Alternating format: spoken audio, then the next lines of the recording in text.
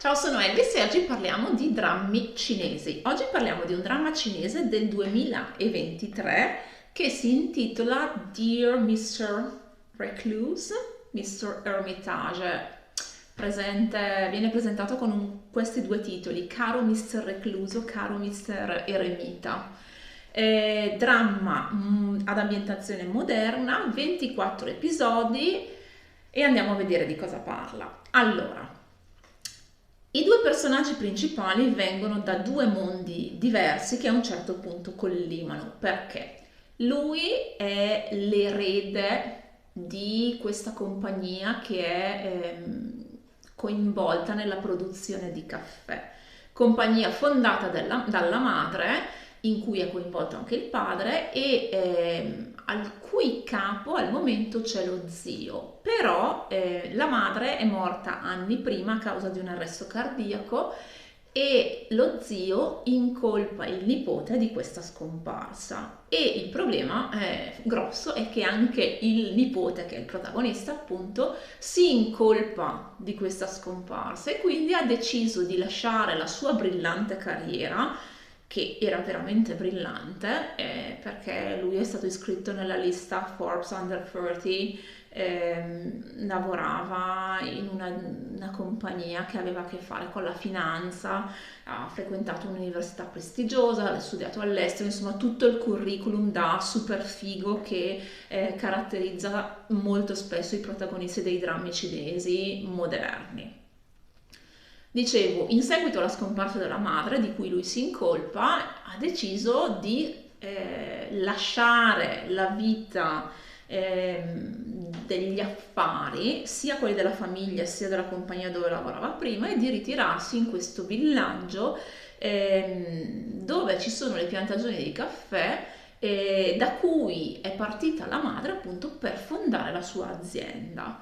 La madre inoltre ha una fondazione benefica in questo villaggio che si occupa delle persone meno fortunate e aveva a cuore questo progetto prima di morire di piantare una varietà particolare di tè. Perché tè? Quando la compagnia che ha fondato era quella di caffè, perché in quel villaggio fino all'arrivo diciamo di questa azienda fondata dalla madre del protagonista veniva coltivato il tè.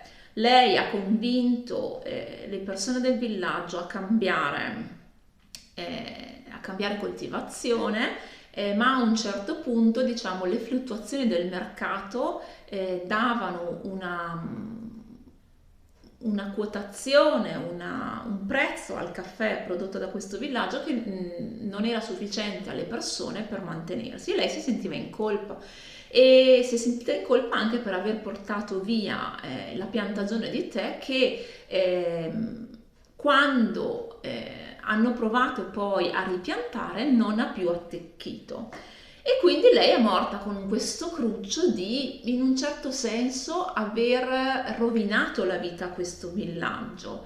E il figlio vuole portare avanti l'intento della madre per espiare il suo senso di colpa. Dicevo, lui si è ritirato dagli affari, vive un po' come un monaco, in realtà solo negli abiti e solo nella frequentazione costante di questo monaco che cerca di avviarlo alla meditazione per appunto venire a patto con questo grande peso che lui ha sul cuore. Di fatto questa linea nella trama è molto abbozzata, anche perché questo qua vive in una casa che sarà di 600 metri quadri, quindi cioè, c'ha molto poco dell'eremita, a parte l'abbigliamento molto zen, molto da asceta, ecco, tutto il resto un po' meno. E, lo zio, dicevo, lo incolpa di questa cosa, della morte della sorella. Lo zio è lo zio materno, che è fratello della sorella, della madre. Lo incolpa e quindi cerca veramente di mettergli i bastoni fra le ruote ad ogni piè sospinto. Nella fattispecie, essendo la compagnia di cui lui è a capo ancora presente nel villaggio, perché le piantagioni di caffè forniscono questa compagnia, cioè cerca di manovrare le cose perché le persone del villaggio rendano la vita impossibile al nipote. Arriva sulla scena la protagonista, che è una food blogger e sta per chiudere un contratto di collaborazione con la compagnia della famiglia di lui. Ma il progetto che deve presentare le viene soffiato dalla socia che le porta via collaborazione, fondi, mezzi, e lasciandola in una situazione molto molto precaria. Le rimane solo un assistente e cerca di arrabattarsi, cerca di trovare in qualche modo una via per collaborare con questa azienda prestigiosa.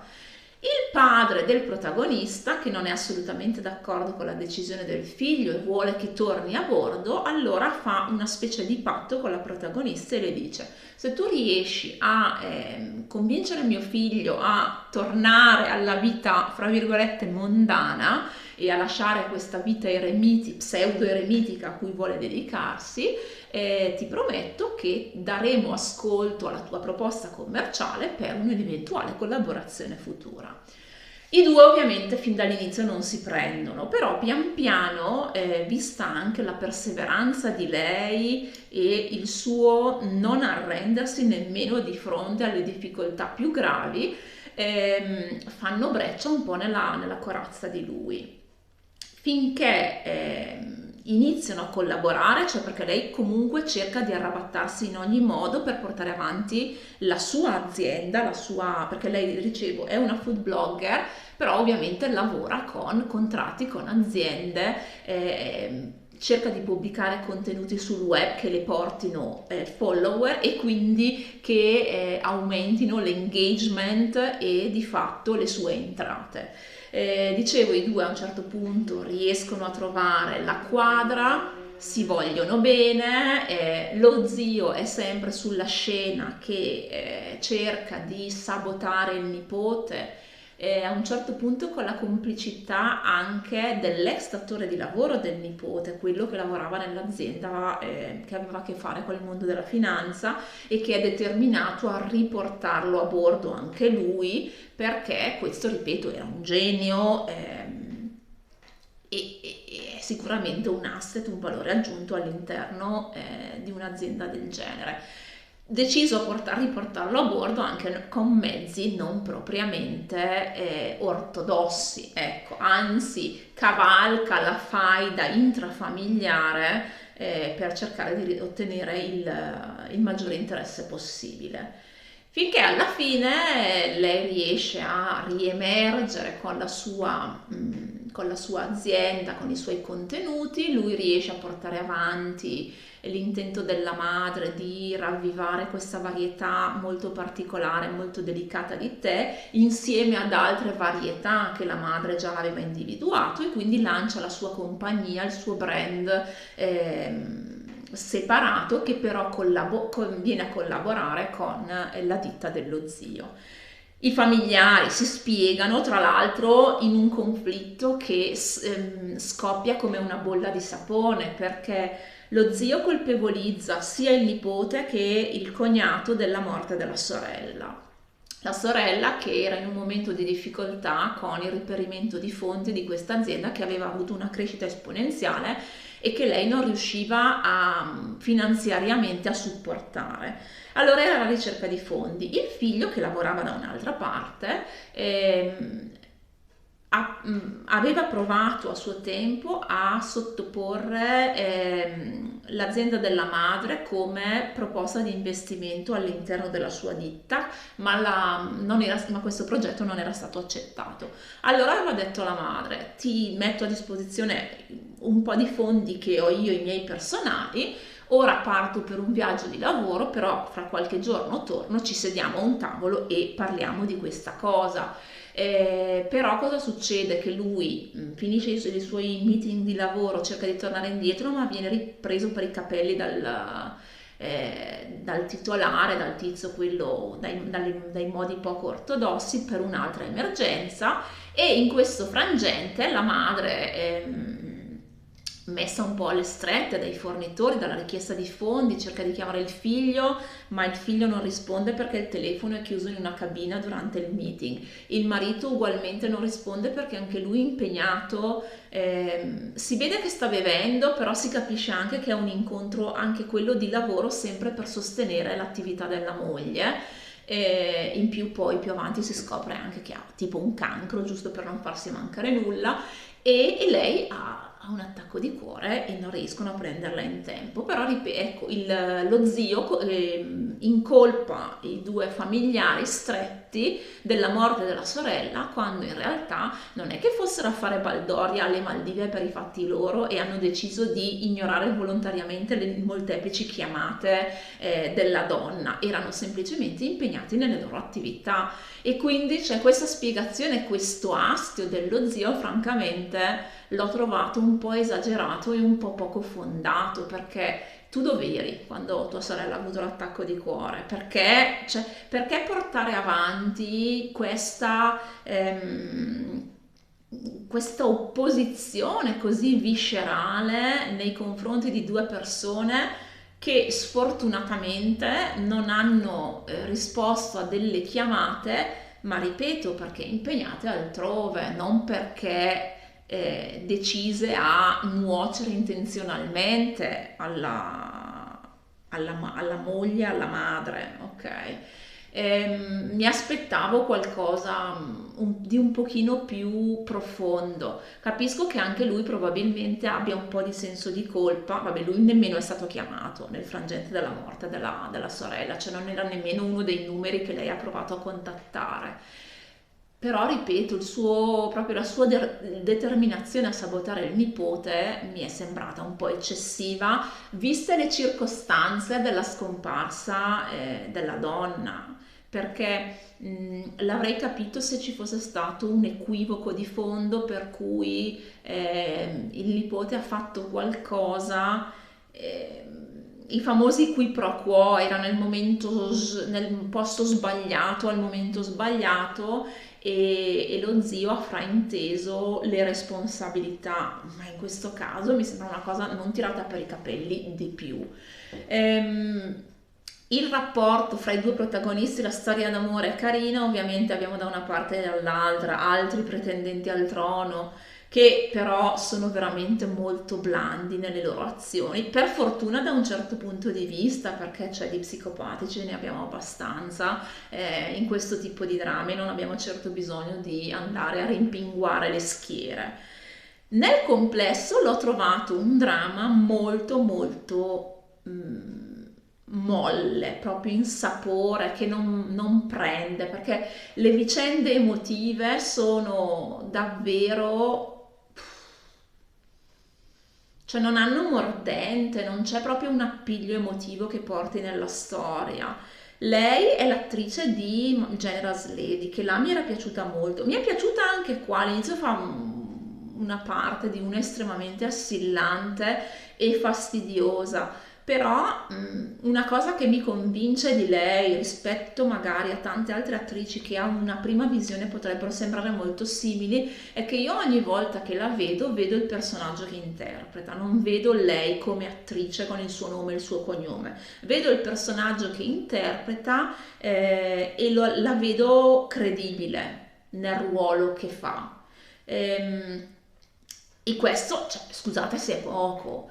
Lui sì, molto zen, pure troppo a un certo punto, cioè con questo distacco anche quasi veramente ascetico, e questo senso di colpa che francamente, ripeto, viste le circostanze della morte della madre, non capisco da dove scaturisca, perché io, ripeto, cioè, ho visto che tu non hai risposto, che questa povera Krista ti ha chiamato infinite volte prima di purtroppo lasciarci le penne.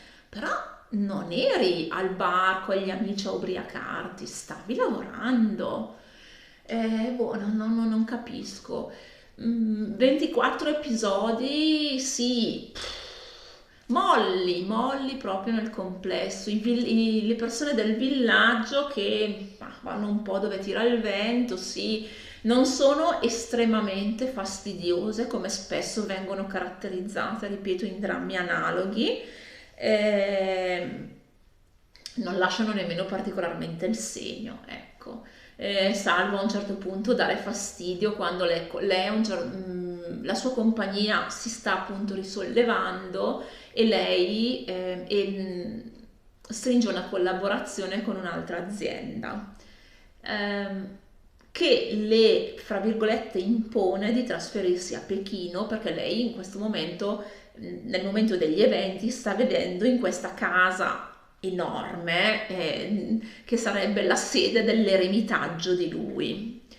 In realtà è un posto fantastico perché c'è una veranda che è grande praticamente come casa mia, ok? E poi stanze su stanze dentro una sala principale in cui ci sta un appartamento, eccetera, eccetera. Ehm, si trasferisce a Pechino appunto per seguire le sorti della sua compagnia con la benedizione di lui che le dice, cioè hai investito tanto, mi sei stata vicino, eccetera, eccetera, cioè vai perché è importante per te. Staremo distanti per un po', ragazzi miei, siamo adulti, vedrai che non moriamo mica.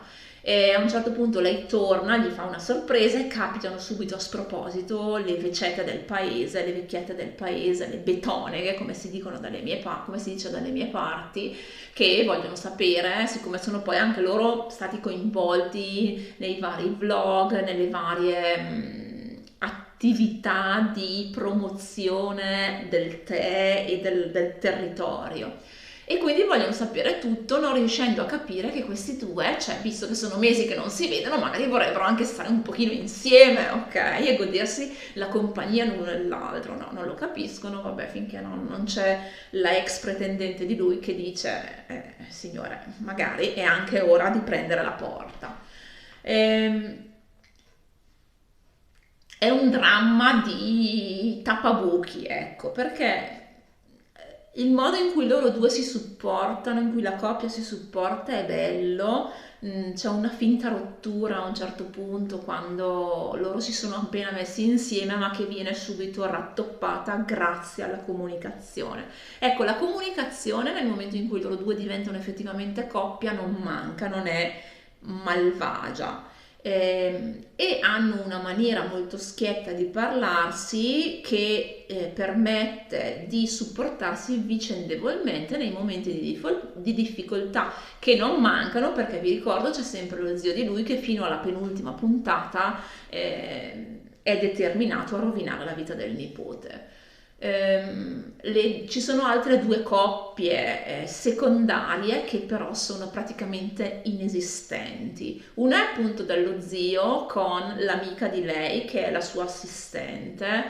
È una coppia veramente bizzarra perché lui crea questa coppia praticamente informando lei delle cose e lei dice scusa, cioè fammi capire un attimo, però nello stesso tempo non nega, non fa difficoltà all'evoluzione delle cose, però poi quando lui va un po' oltre nelle sue macchinazioni contro il nipote, che si ripercuotono anche sulla sua amica, allora gli dice ascoltami, guarda che tu devi capire da che parte sei girato moralmente, perché finché non fai chiarezza in te stesso, cioè tra di noi le cose non vanno e vengono lasciate lì le cose che lui la deve riconquistare, ma di fatto non si sa come vada a finire. E il problema è che nello spettatore nemmeno c'è l'interesse di sapere le cose come vanno, perché sono presentati in maniera talmente poco incisiva che l'interesse dello spettatore non è mai attirato, non è mai fomentato. Allo stesso tempo la coppia dell'assistente della protagonista con la pretendente a lui, che è una del villaggio dove lui poi si stabilisce, dove lui il protagonista si stabilisce, che capito che non hanno più, non hanno assolutamente alcuna chance di catturare l'iniziale oggetto del desiderio, alla fine decidono di mettersi insieme negli ultimi tipo 3 minuti del dramma. Non lo so, allora la storia non è che sia il massimo dell'originalità, Ma il problema non è quello, il problema è che ci sono elementi buoni che non vengono sfruttati affinché lo spettatore venga coinvolto emotivamente e quindi tutto rimane su un piano di mediocrità che non riesce mai a decollare. Ecco, questa è la mia opinione. Se volete un qualcosa che proprio non vi impegni troppo mentalmente, ma allo stesso tempo nemmeno vi coinvolga perché avete probabilmente bisogno di un momento di pausa, di tranquillità emotiva da qualcosa di molto più vivo, allora questo potrebbe essere il dramma che fa per voi. Lo trovate tutto su YouTube. Se l'avete visto, ditemi cosa ne pensate. Io direi che mi posso fermare qui per oggi. Vi auguro buona giornata e alla prossima. Ciao!